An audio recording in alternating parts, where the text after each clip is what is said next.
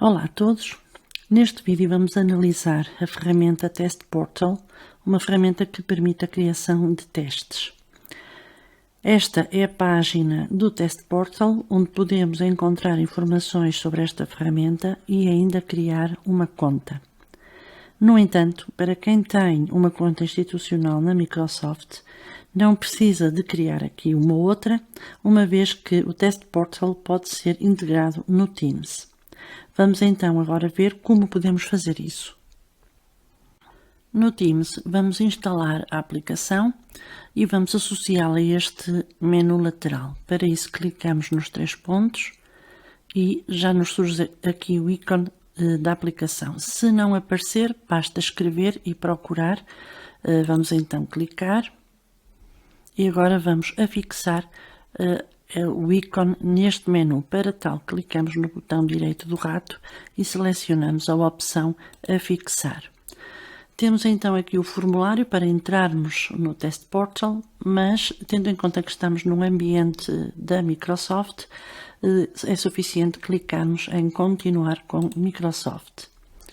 Vai nos pedir a password, por vezes pede-nos também o nosso endereço da conta.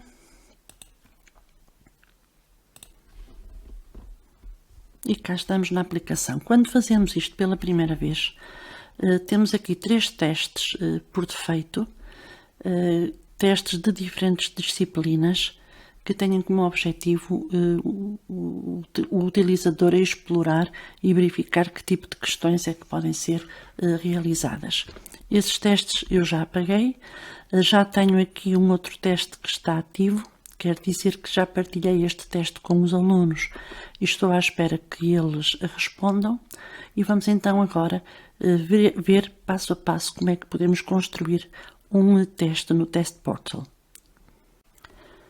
Vamos então clicar em Criar novo teste e temos aqui do lado esquerdo um conjunto de itens que nos permitem determinar algumas definições do teste e em seguida mais um conjunto de ferramentas que nos permitem não só acompanhar a realização do teste, como depois também analisar as respostas e as estatísticas relativas a este teste. Numa primeira página, vamos então começar por definir o nome do teste, que vou manter neste caso. Depois temos a possibilidade de criar uma categoria, de forma a podermos, por exemplo, classificar ou dividir os nossos testes em função ou do assunto ou então do ano de escolaridade. Temos um espaço onde podemos fazer a descrição do teste e depois vem então a língua que nós não podemos mudar, tem que ser mesmo em inglês. Vamos criar o nosso teste. Surge agora o conjunto de passos que nós temos que seguir para até finalizarmos o nosso teste. Neste momento falta-nos 83% desta configuração. Estamos no segundo passo, adicionar questões ao teste, e para isso clicamos em Questions Manager. Clicamos de novo aqui em adicionar questão e cá temos o espaço para colocarmos o enunciado da primeira questão. Cá em cima, um conjunto de ferramentas que nos permitem formatar o texto do enunciado da nossa primeira questão e ainda podemos adicionar uma imagem, um vídeo ou um som, um link, linguagem matemática e ainda linguagem HTML para quem está à vontade nesse campo. Em seguida, podemos adicionar uma outra categoria, já não está relacionada com a que vimos anteriormente. Aqui poderemos, por exemplo, definir a aprendizagem essencial que vamos abordar, podemos definir se é uma questão de aplicação, se é uma questão de interpretação de um gráfico, de um texto, tudo depende do objetivo que nós temos para cada uma das questões. É algo que pode ser definido questão a questão. O campo que nos permite escolher o tipo de pergunta que vamos fazer, se é só de uma opção, de opção múltipla, descritiva, verdadeiro e falso, resposta curta e inquérito. Por defeito, quando optamos por as perguntas de uma só opção ou de múltipla opção, temos 3 campos já definidos para cada uma das respostas. Se quisermos mais, clicamos em adicionar pergunta. Se quisermos menos, temos no final da barra de formatação o sinal do lixo para eliminar uma das hipóteses e ficarmos com aquele número de respostas que nos interessa. Vamos colocar aqui como respostas A e B. Este círculo serve para nós selecionarmos a resposta correta. A seguir temos a cotação da pergunta. Eu vou colocar 10 e aqui ao lado o campo para atribuirmos números negativos à pergunta caso o aluno erre, ou seja, se o aluno errar, serão retirados pontos à totalidade do teste, algo que é habitual nos testes de tipo americano. Um conjunto de opções, a primeira que nos permite mostrar ao aluno a cotação total da pergunta, uma segunda que força o aluno a responder à pergunta quando ela lhe aparece a primeira vez. Quando nós configuramos o teste para que o aluno possa voltar às questões anteriores, portanto possa avançar ou retroceder conforme entender, esta opção, quando está selecionada, obriga que o aluno primeiro responda à questão que tem à sua frente e só depois é que poderá voltar para trás. Evidentemente que poderá alterar a sua resposta quando voltar à pergunta, mas terá mesmo que responder na primeira vez que a vê. A última opção implica que o teste termine quando o aluno erra na resposta, por isso é que eu não a vou selecionar. Vamos então passar à pergunta seguinte e para isso vamos clicar em salvar e adicionar nova pergunta. Na questão 2 vou apenas colocar o número 2 no enunciado da questão e vou agora escolher a opção de múltipla escolha. Aqui, qual é a diferença em relação à questão anterior? Em vez de círculos, passamos a ter um quadrado. Isso quer dizer que das respostas possíveis, vou escolher aqui A, B, C, os alunos podem escolher mais do que uma. Portanto, vamos supor que será a B e a C que vão ser as opções corretas. Logo de seguida, nós temos aqui a hipótese de apresentarmos a pontuação máxima para esta pergunta ou então a pontuação parcial. E quando clicamos na pontuação parcial, vai nos permitir atribuir pontos a cada uma das respostas que nós consideramos certo. Portanto, estamos a dar pontos parciais para cada uma das opções que estarão corretas. Portanto, eu dei 5 pontos a cada uma. Posso dar aqui mais alguma pontuação no caso dos alunos terem escolhido todas as respostas certas, se assim o entender. Posso também, como acontecia na questão anterior, retirar pontos caso o aluno tenha a resposta incompleta ou errada.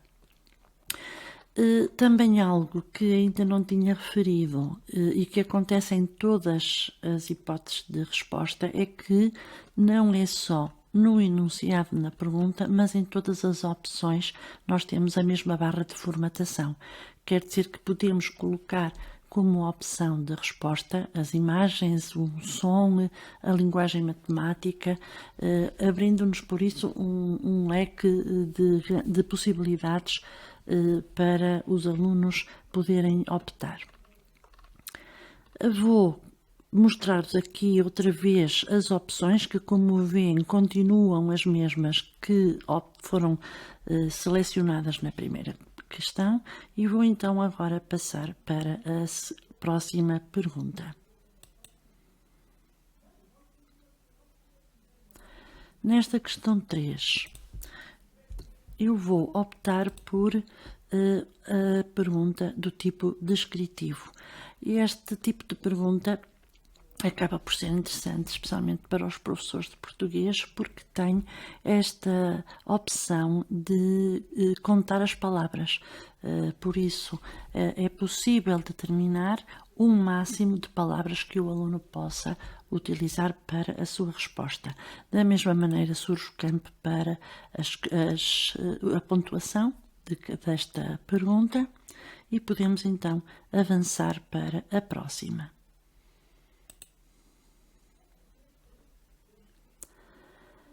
Esta será então a nossa quarta questão e vamos ver como é que fazemos as perguntas de verdadeiro e falso. Como vêem, cá está a opção por defeito do inglês. Eu vou trocar verdadeiro e falso. Para considerarmos este tipo de pergunta, vamos ter que colocar frase a frase, ou seja, se num teste habitual nós colocamos 5, 6 frases em que os alunos têm que identificar as verdadeiras e as falsas, aqui não podemos fazer isso. Vamos ter mesmo que, por cada questão, colocar uma frase. Então, se as 4, 5, 6 frases que utilizaríamos num teste normal numa única pergunta, aqui vão ocupar 4, 5, 6 perguntas. Selecionamos também, como fizemos anteriormente, a resposta correta, neste caso a frase número 4 será verdadeira. Continuamos a ter o campo para definir a pontuação e podemos então seguir para a frente. A quinta pergunta vai ser uma pergunta de resposta curta. Nós teremos que acrescentar quantas respostas nós quisermos. Por exemplo, eu quero que a resposta seja célula, mas como espero que alguns alunos se enganem e não acentuem a palavra, vou também escrever célula sem acentuação, de forma a que possa salvaguardar algum erro dos alunos. Eu vou colocar aqui a pontuação e cá embaixo, onde diz máximo número de respostas, eu vou colocar só uma, porque desta forma só vai contabilizar uma destas pontuações que decidimos cá em cima. Portanto, o número de máximo de pontos será 5. Então, se o aluno responder célula com a palavra acentuada, terá 5 pontos, mas se não acentuar a palavra, também terá 5 pontos. Vamos passar para a próxima questão. A questão 6, que será uma questão designada por survey.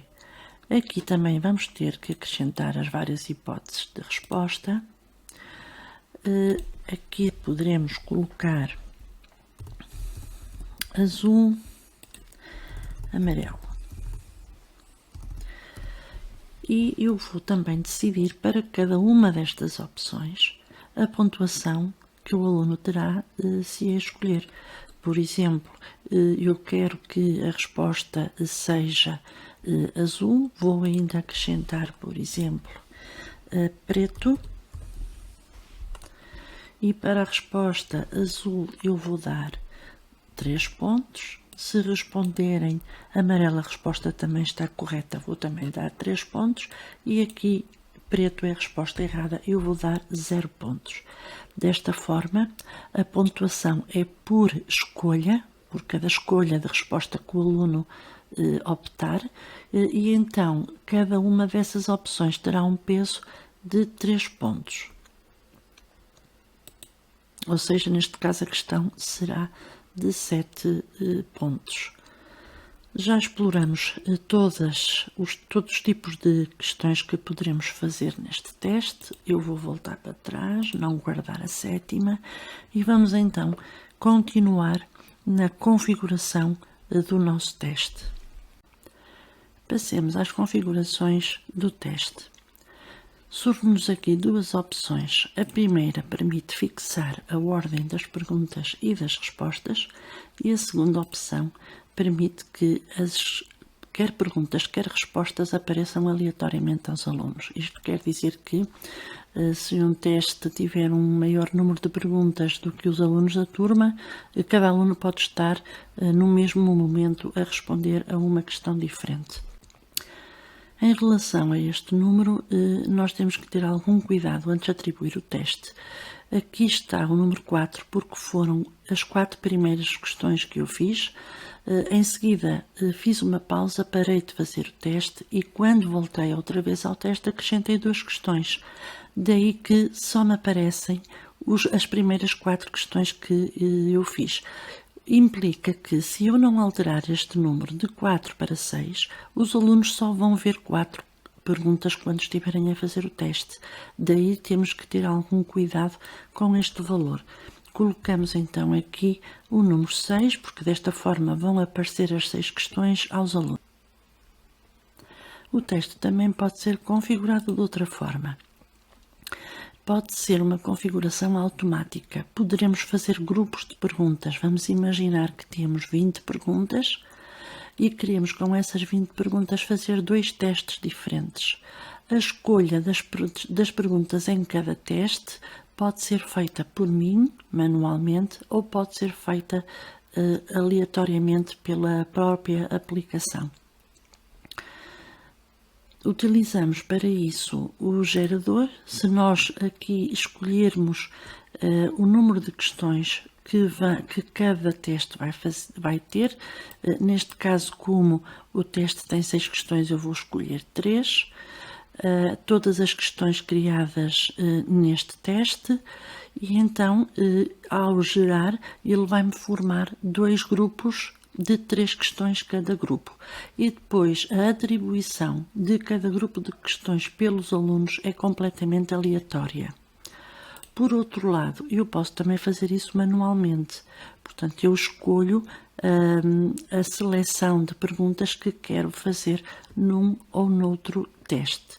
Vou outra vez para a escolha das questões, vou manter esta escolha, portanto as questões vão aparecer de uma forma aleatória para os alunos e vou então salvar. Em seguida temos o acesso ao teste. Nós podemos partilhar o teste com os nossos alunos no browser ou então no Microsoft Teams, e uma vez que é aqui no Teams que estamos a trabalhar, já está o botão ativo. Como é que nós vamos atribuir o teste?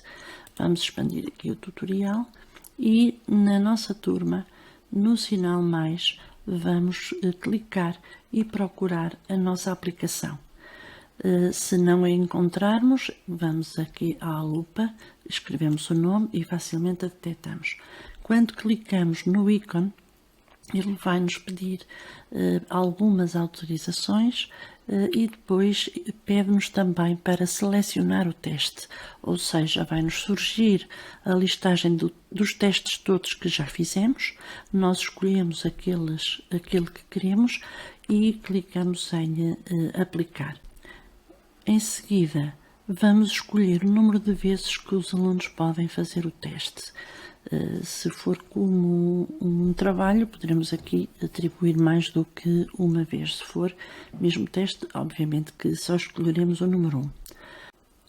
Surge agora a tecnologia de resposta honesta. É uma forma que temos de tentar evitar que os alunos saiam do teste para irem procurar as respostas. Para isso temos que selecionar esta terceira opção e neste caso também indicar o número de vezes que os alunos podem clicar fora da zona do teste.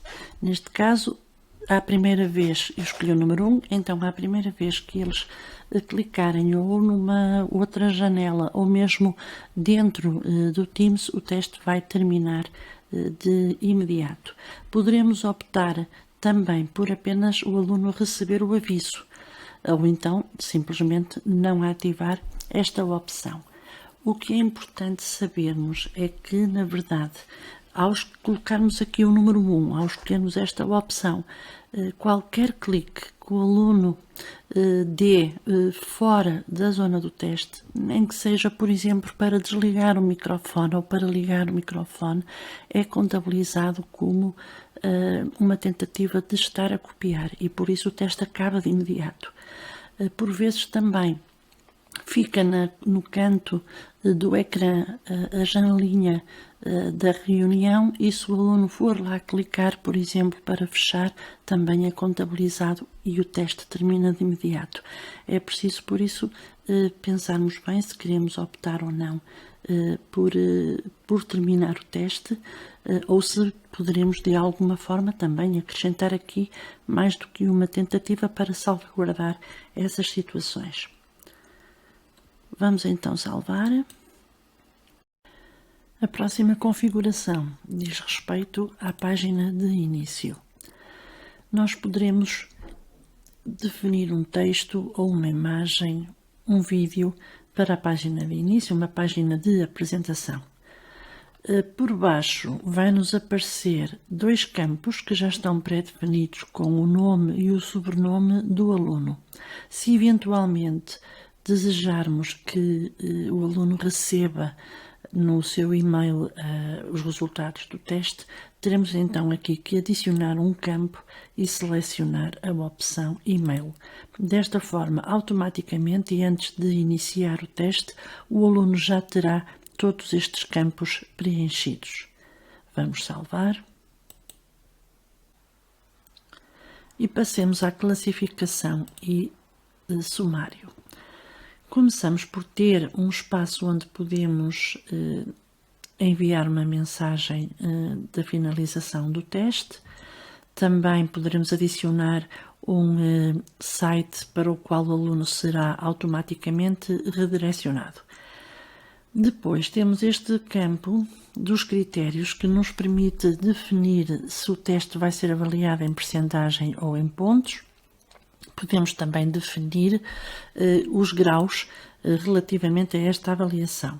Por exemplo, eu vou apenas definir aqui 2 e vai ser só os graus. Vou colocar que o aluno terá insuficiente se tiver até 49% e suficiente se tiver de 50% a 100%. Se me interessar fazer uma maior descrição, aqui em vez de optar por graus, vou optar por descrição dos graus. Então farei aqui uma breve descrição de cada um dos graus que definir. Quando nós temos apenas questões que não impliquem uma correção manual, esta informação vai aparecer de imediato no teste do aluno.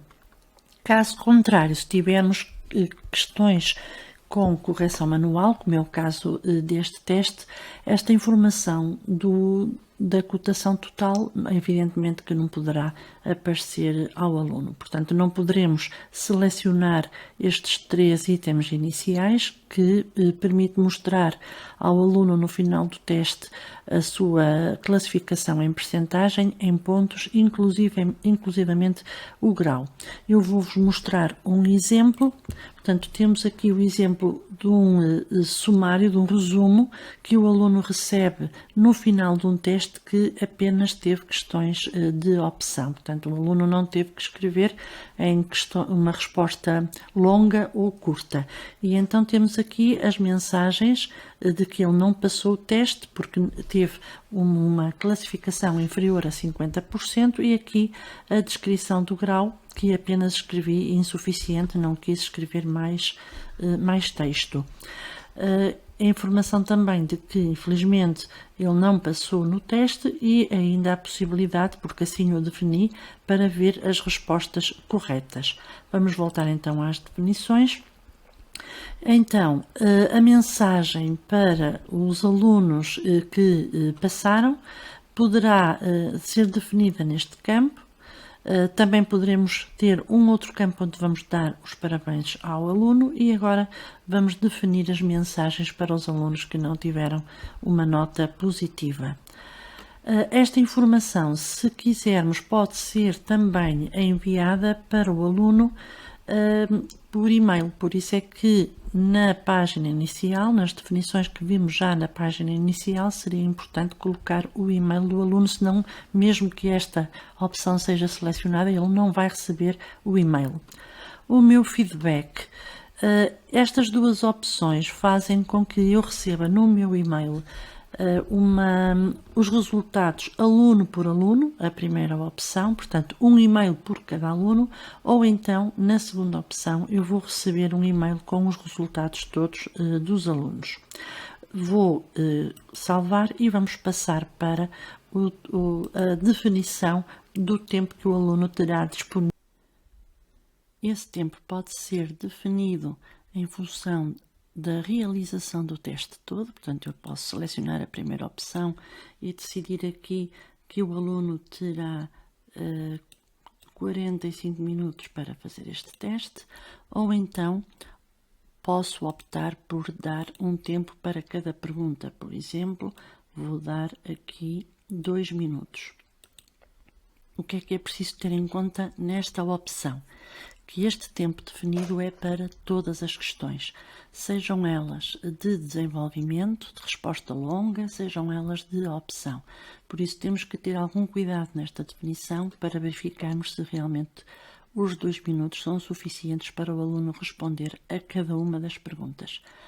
A ativação do teste pode ser feita a nível manual ou então num determinado período de tempo. Tendo em conta que estamos a utilizar o Teams, será aconselhável a utilização desta primeira opção.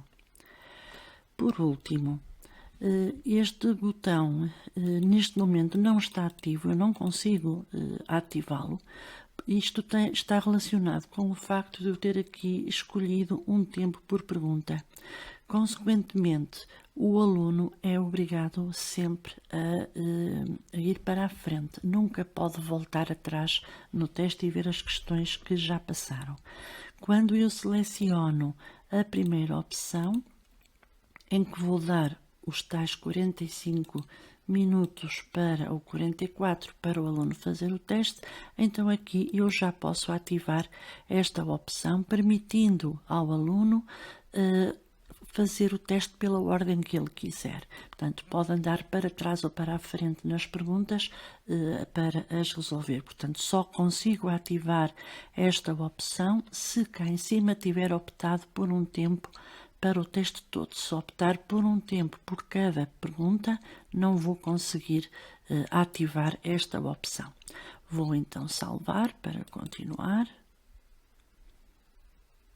E temos o nosso teste pronto a ser partilhado com os nossos alunos. Para isso, clicamos em ativar o teste e depois podemos partilhá-lo na nossa equipa, como já referimos anteriormente. Eu vou ativar o teste para agora podermos ver o conjunto de ferramentas que nos permite acompanhar a realização do teste.